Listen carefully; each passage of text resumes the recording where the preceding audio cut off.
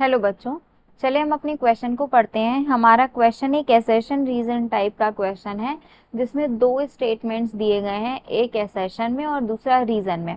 हमें दोनों ही स्टेटमेंट्स को प्रॉपरली पढ़ के इवेल्युएट करना है और उसके बाद अपना आंसर अकॉर्डिंगली चूज करना है।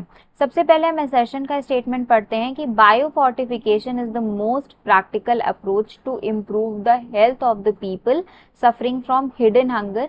एंड रीजन का स्टेटमेंट है biofortification is used to increase nutrient value of crops.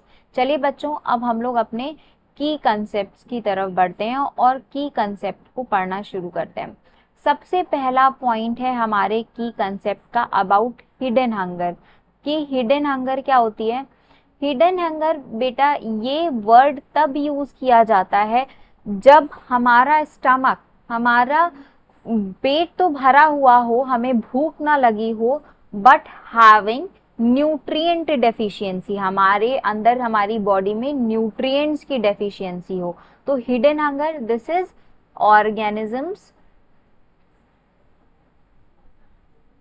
Having nutrient deficiency, nutrient deficiency.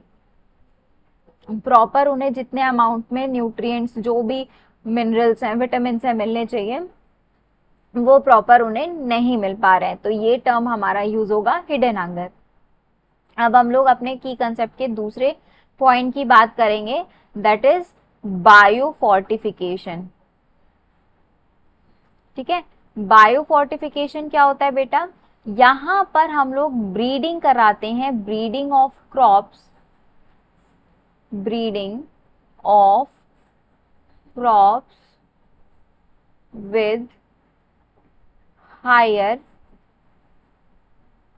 nutritive value,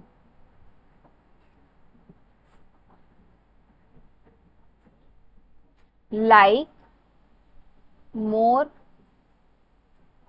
vitamins and minerals। ठीक है, ठीक है।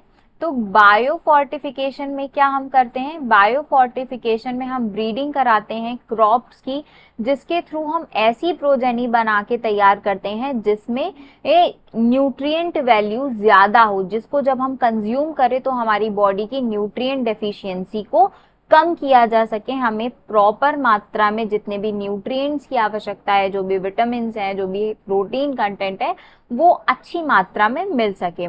अब हम लोग अपने असर्शन के स्टेटमेंट को पढ़ते हैं। हमारा असर्शन का स्टेटमेंट कह रहा है कि biofortification is the most practical approach to improve the health of the people suffering from hidden hunger.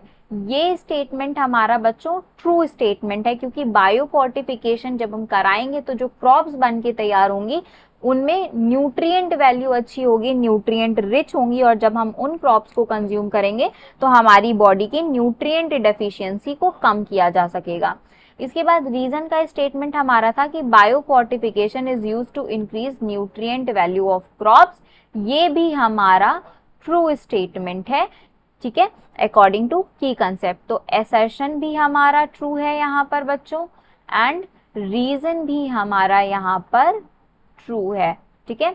और ये दोनों चीजें हम लोग की कंसेप्ट में अपने पढ़ चुके हैं कि बायोफोर्टिफिकेशन क्या होता है। यहाँ पर ऐसी प्रोजेनी तैयार की जाती है जो कि न्यूट्रिएंट रिच हो। ओके बच्चों, तो इसके अकॉर्डिंग जो हमारा करेक्ट आंसर है this is option number A, कि both the statements are correct and reason is the correct explanation of assertion. I hope आप सभी को क्वेश्चन एंड एक्सप्लेनेशन समझ में आ गया होगा। थैंक यू बच्चों।